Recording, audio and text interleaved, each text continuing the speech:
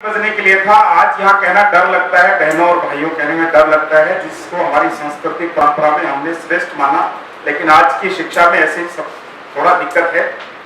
फिर भी मैं कह रहा हूँ हिम्मत के साथ।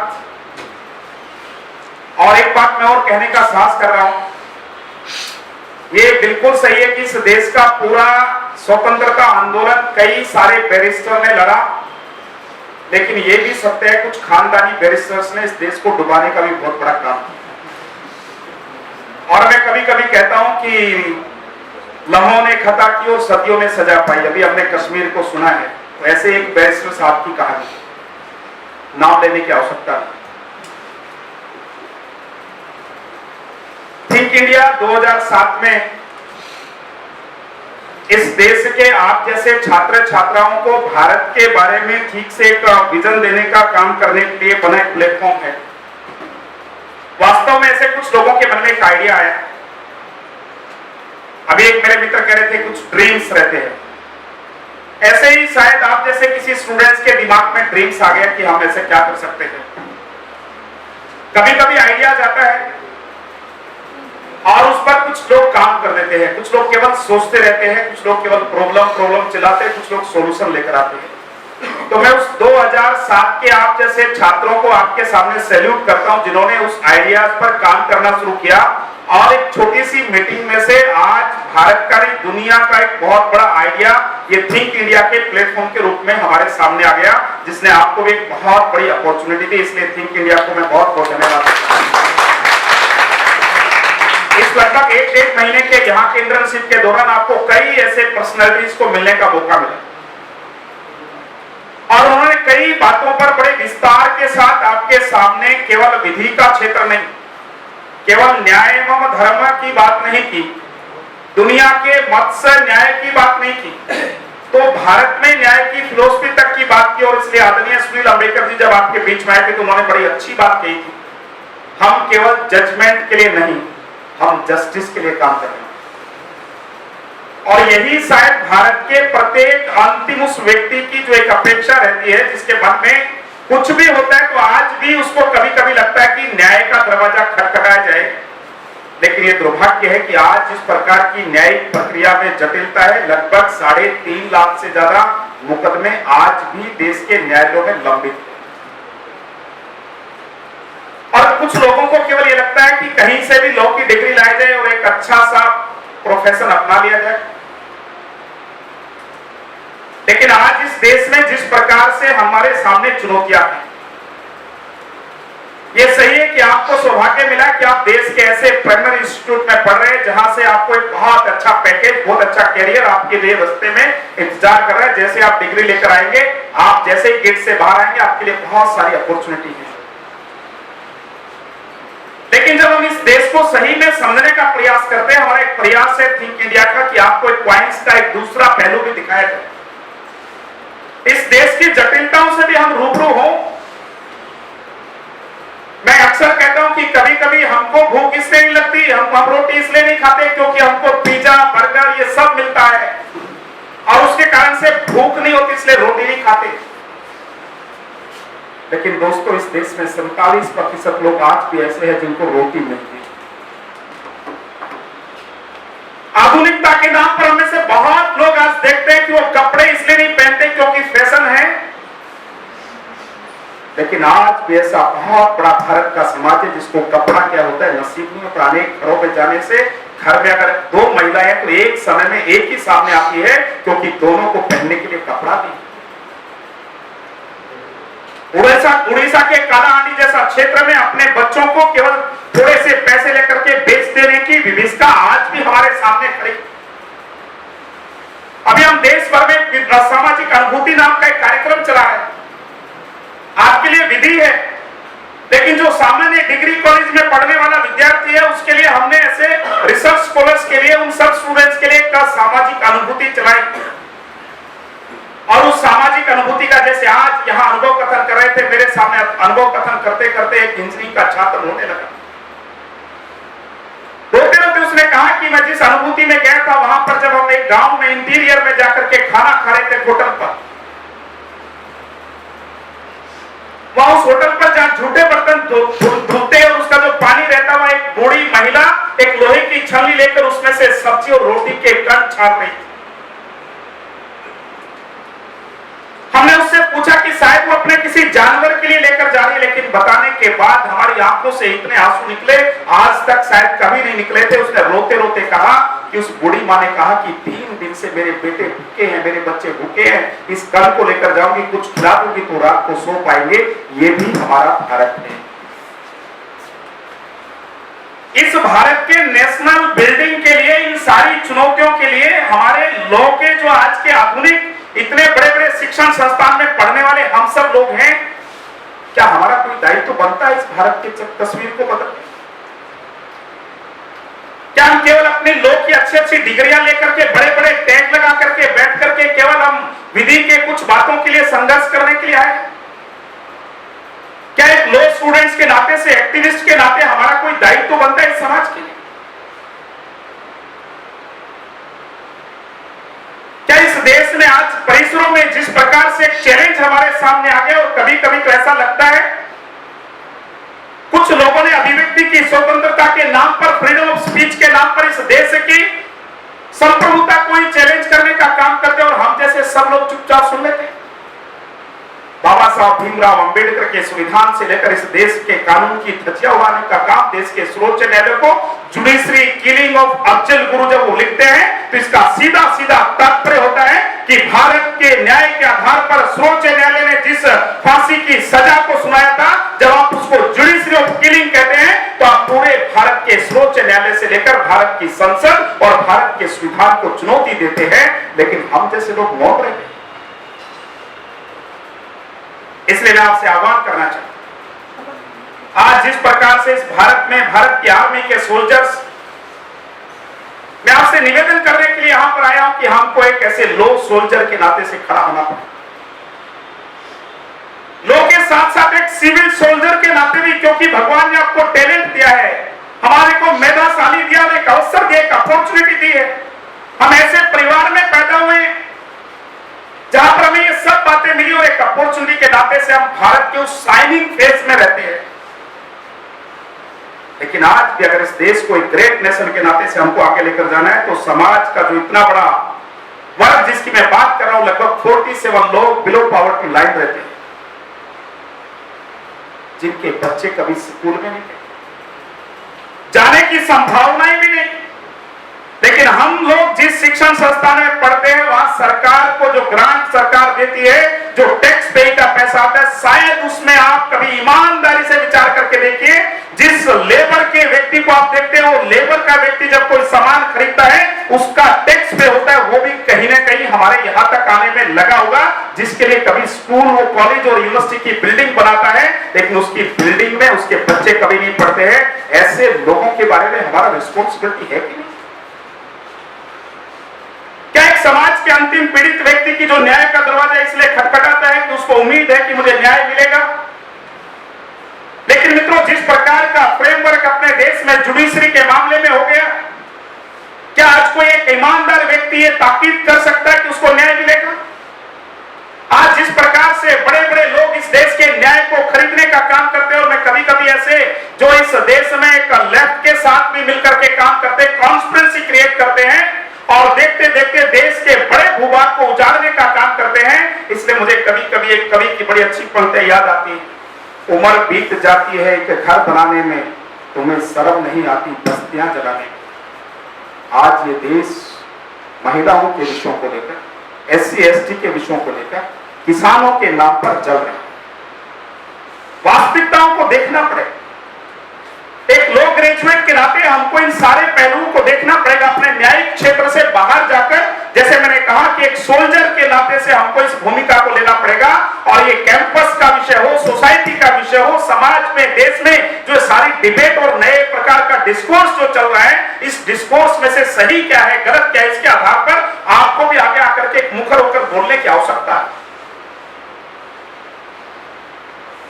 केवल सुबह से शाम तक लोग की किताबें पढ़ करके उस न्याय के लिए जो पैसे के दम पर झूठ को सच और सच को झूठ करता है, उस तक अगर हम टिकते हैं तो हम सही मायने में भारत की मीमांसा को नहीं समझ सकते। मुझे बहुत अच्छा लगा, पता लगा कि आपने मीमांसा का एक पूरा सत्र रखा है। मीमांसा के आधार पर भारत का चिंतन क्या, इसको भारत का दर्शन क्या, इसको समझने का प्रयास भी शायद यहां पर रजनीश शुक्ल जी के द्वारा हुआ। लेकिन अब हमको एक्शन करने की आवश्यकता, हमें थॉट प्रोसेस से आगे बढ़े। विधि में अनेक प्रकार के हमको सॉल्यूशन मिले होंगे, अनेक प्रकार के अनुभव भी यहां हमारे कुछ मित्रों ने कहे, लेकिन क्या एक नागरिक के नाते से, मैं केवल एक लॉ ग्रेजुएट नहीं हूं। इस देश में एक बात और कही जाती है, citizen is the student is the citizen of tomorrow. हमको बदलना पड़ेगा। हम कल के नागरिक नहीं, आज के नागरिक है, सिटीजन ऑफ टुडे। अगर हमारे किसी के घर में आग लगी और हम सिटीजन ऑफ टुमारो हैं, तो क्या उस आग को लगते हुए किताब पढ़ते पढ़ते अपने लोग का कोई हम एक्ट पढ़ते पढ़ते उस घर में जवाब दे सकते हैं कि आपके घर में आग लगी रही, मैं तो सिटीजन ऑफ टुडे नहीं हूं, तुम्हारे हूं। आप चुप नहीं कर सकते, आप चुप नहीं कर सकते। तो इस समाज और देश में आज आग लगी, इस देश की सेना को, इस देश के संविधान को, इस देश की संप्रभुता को चैलेंज करने वाली ऐसे head India brigade, breaking India brigade आज जिस प्रकार से समाज में एक तरह से खड़े हो गई है और उभरते हुए भारत को रोकने का प्रयास कर रहे, ग्रेट नेशन भारत की यात्रा में एक इस प्रकार का अवरोध उत्पन्न कर रहे, उस समय में हम जैसे लोगों को मैंने इसलिए कहा कि लीगल सोल्जर बनकर के इस लड़ाई को लड़ना पड़ेगा। एक नए प्रकार के नैरेटिव को हम लोगों को सेट करना। ये बात मैं बोल रहा हूं तो मेरी बात पर कोई यकीन नहीं करे, लेकिन एक जिस प्रकार के इंस्टीट्यूशन में आप पढ़कर आ रहे हैं, आपके पास जो मेधा है, जो प्रतिभा है, आप लोग अगर यही बातें समाज के सामने बोलना प्रारंभ करेंगे तो मुझे लगता है कि हम देखते देखते आने वाले समय में इस भारत के वास्तविक, जिसमें मैंने कहा कि केवल जजमेंट नहीं जस्टिस चाहिए, इस जस्टिस के नैरेटिव को आप लोग सेट कर सकते हैं। और चली हुई अंग्रेजों के कालखंड की जो इस देश में एक इस प्रकार की न्याय व्यवस्था होगी जो जर्जर अवस्था में है, जिसमें आज लोगों को लगता है कि एक अगर मैंने वाद किया तो दादा उसमें अगर वाद करता है तो पोते तक की उसकी जमीन कितनी बार बिक जाएगी, उसके बाद भी न्याय मिल जाएगा, इसकी उम्मीद कम होती है। तो क्या इस देश की वर्तमान न्याय व्यवस्था में आवश्यक परिवर्तन नहीं होने चाहिए?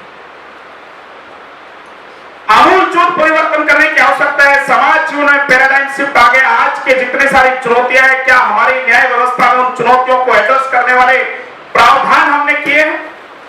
क्या समय के साथ साथ इस दुनिया में हमारा अगर एक ग्रेट नेशन भारत के नाते आगे बढ़ना है तो हमारा न्याय का क्षेत्र उतना एडवांस और उतना एकदम से हर व्यक्ति के साथ जुड़ने वाला, उसकी आज की समस्याओं को एड्रेस करने वाला हमारे पास कोई मैकेनिज्म हमने डेवलप किया? हमको विचार करना पड़ेगा।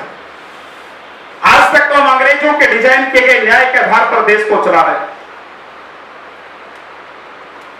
एक रिवॉल्यूशन आना चाहिए, इसलिए मैंने आपको लीगल सोल्जर कहा है। सोल्जर का काम है लड़ना, फाइट करना,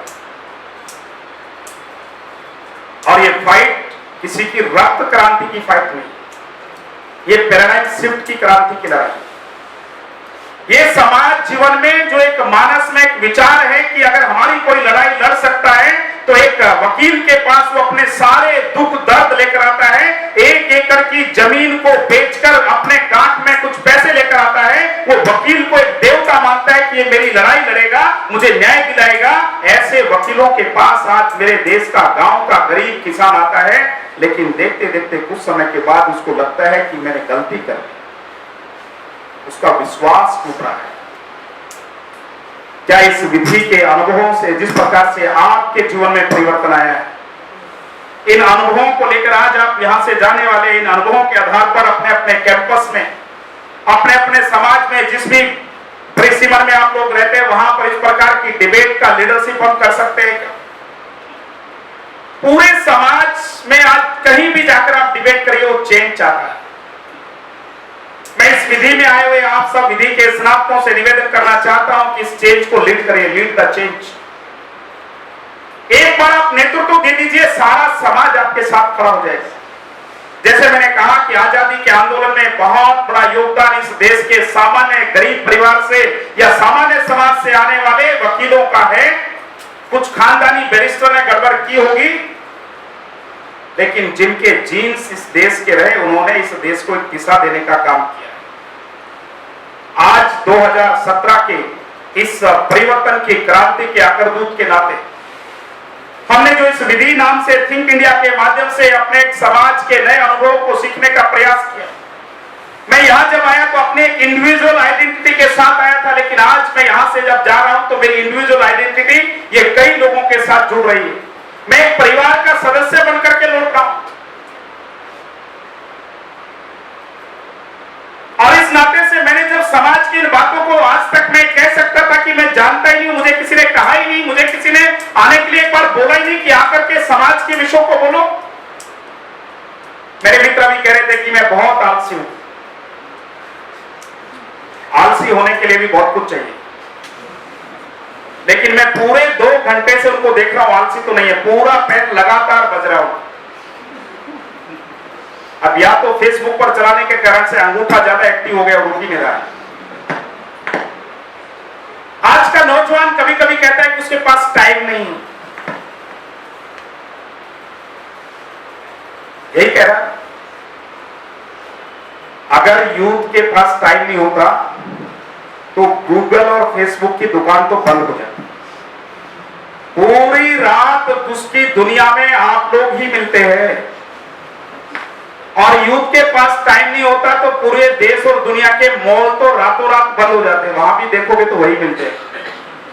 और अगर आपके पास टाइम नहीं होता तो किसी की हाफ क्या पूरी क्या कोई भी गर्लफ्रेंड नहीं चलती। और आप कह रहे हैं कि हमारे पास टाइम है। उस टाइम को किस दिशा में कैसे लगाना है, उसको यूटिलाइज कैसे करना है, प्रॉब्लम इसकी। इस एनर्जी को सिनर्जी में कैसे कन्वर्ट करके हम एक इस समाज के ऐसे घटक के नाते बन सकते हैं जो समस्याओं को पैदा करने वाले नहीं। मैं हमेशा कहता हूं कि इस देश के युवा को अगर दिशा दी जाए तो वह युवा समस्याओं का पुंज नहीं हो, समाधान का मार्ग बन सकता है। और जब जब भी भारत के नौजवान ने अपनी भूमिका को ठीक से समझा है तब तक उसने समाधान के नए नए रास्ते खोजे। और इसलिए आजकल तो लोग कहते हैं IT plus IT equal to IT। India's talent plus India's technology equal to India's tomorrow. मैं थोड़ा सा कहता हूं कि अब ये टुमारो की बात नहीं है। अब जैसे आप जैसे नौजवान जब थिंक इंडिया के साथ जुड़ रहे हैं, विधि जैसे कार्यक्रम में आकर के इंटर्नशिप कर रहे हैं, बहुत सारे एक्सपीरियंसेस को ले रहे हैं, तो इंडियाज टुमारो के लिए नहीं, हम इंडियाज टुडे में आ गए। और अक्सर मैं कहता हूं भारत का अतीत गौरवशाली है, भारत का अतीत उज्जवल है, उस पर कोई किसी प्रकार की डिबेट हो नहीं सकती। मैं कई जगह पर जाता हूं अपने कम्युनिस्ट मित्रों से, जब मेरी बहस होती तो मैं कहता हूं भारत का दुनिया में योगदान क्या है, आप बताओ। खूब चिल्ला कर क्यों कहते हैं भारत का दुनिया में कोई योगदान नहीं है, भारत ने कुछ नहीं किया, ये तो सफेदों का गडेरों का देश है। और आखिरी में जोर से बोलते बोलते हाँफते हाँफते कहते हैं भारत का दुनिया को 0 योगदान। मैं उसी से ताली बजाता हूं, यस ये 0 अगर भारत दुनिया को नहीं देता ना तो भारत क्या दुनिया आगे नहीं बढ़ती। यही मेरा देश है। तो हमारा अतीत तो बहुत अच्छा है, वर्तमान भी अच्छा है, भविष्य की कल्पना करनी। इसलिए मैं आखिर में इतना ही कहना चाहता हूं, अंडरस्टैंड इंडिया। इस भारत की वास्तविक पहचान को आप अंडरस्टैंड करें। लोग एक सोल्जर के नाते, एक सोशल एक्टिविस्ट के नाते आपको इंडियन आर्मी में जाने का अगर अवसर नहीं मिला तो आप एक सिविल आर्मी में ज्वाइन करिए। थिंक इंडिया जैसा एक स्पिरिचुअल लीडरशिप को आप ज्वाइन करिए, थिंकिंग प्रोसेस को आप ज्वाइन करें। एक नए प्रकार के नैरेटिव को सेट करने के लिए आप अपने अपने कैंपस से लेकर जहां पर भी आप काम करते हैं वहां इन सब बातों की डिबेट करिए। आज तक जो आप सुनते आए, जो देखते आए, जो पढ़ते आए, अब आपको एक अनुभव हुआ है, आपने एक अपने से बाहर की एक दुनिया को देखने का प्रयास किया है। हमारे ऐसे लोगों से रिलेशन आए जिनको आज तक हम मिले नहीं थे, उनको मिलने के बाद शायद हमारे मन में भी आया है। क्योंकि मेरे देश का एक संस्कार है कि यहाँ भाषणों से व्यक्ति के जीवन को नहीं बदला जाता, यहाँ व्यवहार से, अपनी कृति से, पुरुषार्थ से व्यक्ति अपने जीवन के चरित्र से दूसरे के जीवन में बदलता है। इसलिए हमारी टेक्नोलॉजी और दुनिया की टेक्नोलॉजी में अंतर है। वो 1,000 की टेक्नोलॉजी के बल्ब जला करके कहते हैं कि हमारा विकास हो गया, हम एक दीप जलाकर कहते हैं कि हमारा विकास हो गया। और मैं आखिरी में आपसे निवेदन करते हुए यही कहता हूं कि दुनिया का 1000 क्या 10,000 वोट का बल्ब भी दूसरे बल्ब को नहीं जला सकता, लेकिन मेरे देश का एक दिया दूसरे दिए को जला देता है। ये भारत का संस्कार। इसलिए आप विधि स्नातकों से मैं निवेदन करना चाहता हूं, ऐसा एक दिया बनिए जो हमको अनुभव आया है।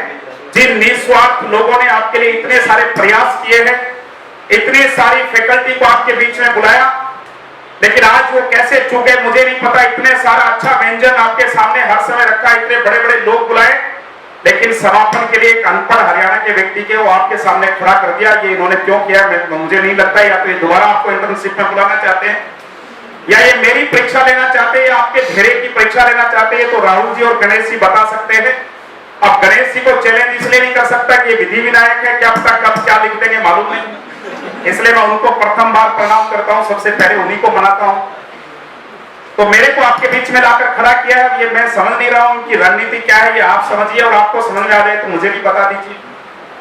तो ऐसे हम लोग सब आगे मिलकर अपने अपने कैंपस में एक एक्टिविस्ट के नाते, समाज के एक एक्टिविस्ट के नाते, और हमको ये भी शायद आगे आने वाले समय में एक विचार करना पड़ेगा कि थिंक इंडिया की आवश्यकता क्या है, उसका महत्व क्या है। हमने तो एक रास्ता देख लिया, लेकिन ऐसे हजारों लोगों को ये स्वप्न देखने का मौका मिले, ऐसे हजारों लोगों को ड्रीम्स क्रिएट करने का और उसको फुलफिल करने का मौका मिले। इसलिए अगर हम ये चाहते हैं तो आपसे मेरा निवेदन है, मैं आपसे एक प्रश्न छोड़ करके अपने विषय को पूरा करता हूं कि थिंक इंडिया की आवश्यकता है क्या।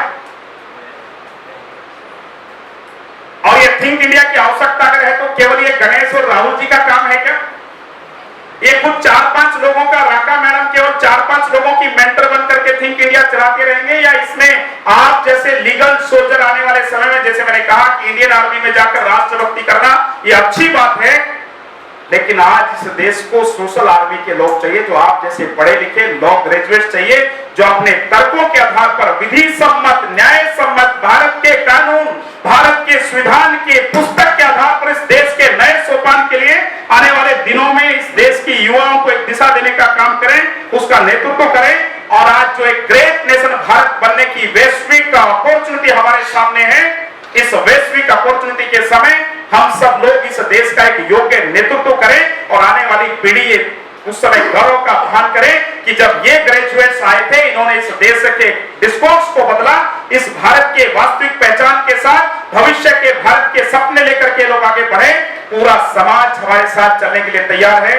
थिंक इंडिया को और मजबूत करते हुए और ज्यादा से ज्यादा लोगों को इस प्रकार के अनुभव देने का प्रयास करें, ऐसा आप सब लोग संकल्प करें। और इस विधि में जो भी व्यवस्थाओं में न्यूनताएं रही होंगी, थिंक इंडिया के आयोजक निश्चित तौर पर अगली बार उनको और ठीक करने का प्रयास करेंगे।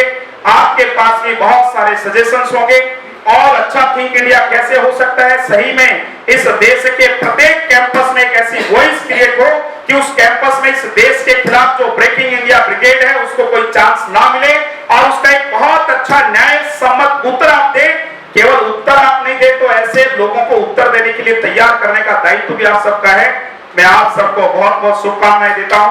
हृदय की गहराइयों से आप आगे बढ़े और अपने कार्यक्षेत्र में अपने अनुभव के आधार पर जितनी आप तरक्की करें और आने वाले दिनों में ये देश का सर्वोच्च न्यायालय भारत को लूटने वाले वकीलों की ब्रिगेड न बनकर भारत को बचाने वाले आप जैसे लोग इस देश के सर्वोच्च न्यायालय के प्रमुख वकील हों।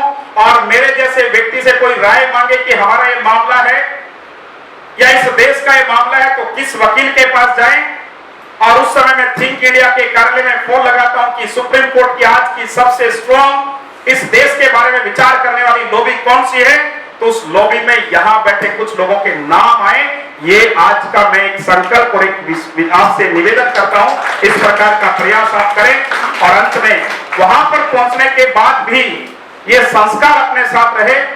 सामने हो मंजिल तो रास्ता मत मोड़ना, सामने हो मंजिल तो रास्ता मत मोड़ना, मन में जो ख्वाब हो ख्वाब मत तोड़ना, मिलेगी आपको हर कदम पर कामयाबी, बस सितारे छूने के लिए कभी जमीन मत छोड़ना, सितारे छूने के लिए कभी जमीन मत छोड़ना। बहुत बहुत धन्यवाद। थिंक इंडिया ने मुझे बुलाया, मेरा टेस्ट लिया, आपने मैं धैर्य से सुना और एक गलतफहमी मुझे हो गई कि मैं भी भाषण कर सकता